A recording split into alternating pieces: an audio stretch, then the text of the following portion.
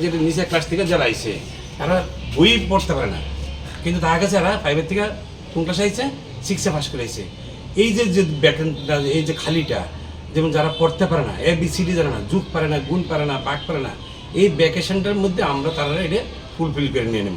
বা একটা বিষয় আপনারা জানাতেন যে এত সারা বছর পড়িয়েও তাদেরকে এতটুকু করা যাচ্ছে না, তো আপনারা 16-17 দিন পড়িয়ে ওদেরকে এতটা করতে পারবেন?